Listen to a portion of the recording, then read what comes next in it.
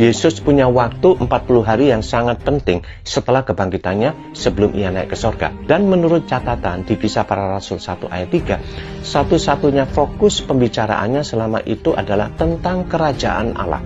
Ini menarik banget, karena Yesus sama sekali nggak bahas strategi manajemen organisasi, cara bikin program pelayanan yang keren, atau tips supaya jumlah pengikutnya makin meledak. Dia cuma fokus pada satu hal, pemerintahan Tuhan.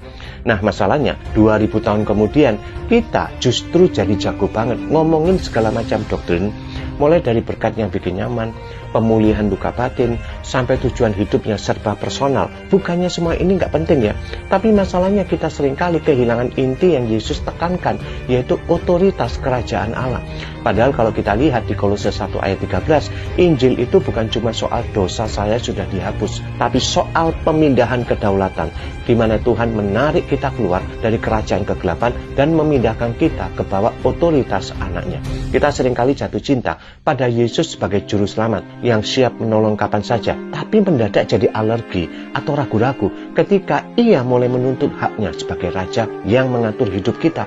Padahal pernyataan Yesus di Matius 28 ayat 18 yang bilang bahwa segala kuasa di surga dan di bumi telah diberikan kepadanya, itu bukan sebuah ajakan buat diskusi atau tawaran kerjasama yang bisa kita tawar, tapi sebuah proklamasi yang mutlak. Efeknya kalau kita nggak paham, maka kita bisa melihat gereja yang super sibuk dengan ribuan aktivitas, tapi sebenarnya miskin otoritas. Kita sudah terlalu lama mereduksi Injil dari urusan privat yang cuma buat nyaman-nyamanan hati saja.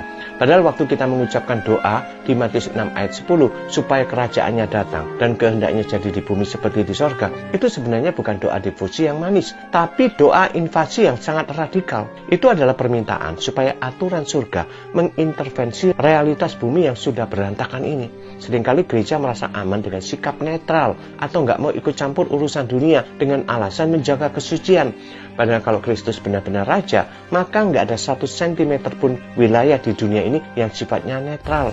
Pilihannya cuma tunduk atau melawan. Masalah besar kita hari ini bukan karena kita kekurangan konten Injil, tapi karena Injil yang kita bawa sudah kehilangan otoritasnya. Kita sangat semangat memberitakan soal salib yang menebus, tapi kita ketakutan kalau harus bicara soal raja yang memerintah. Selama kita cuma mau selamat, tapi nggak mau taat pada pemerintahannya, gereja mungkin akan tetap ramai dan besar secara angka, tapi kita nggak pernah benar-benar mengguncang dunia, karena kita tidak membawa otoritas dari Sang Raja yang sesungguhnya. Amin.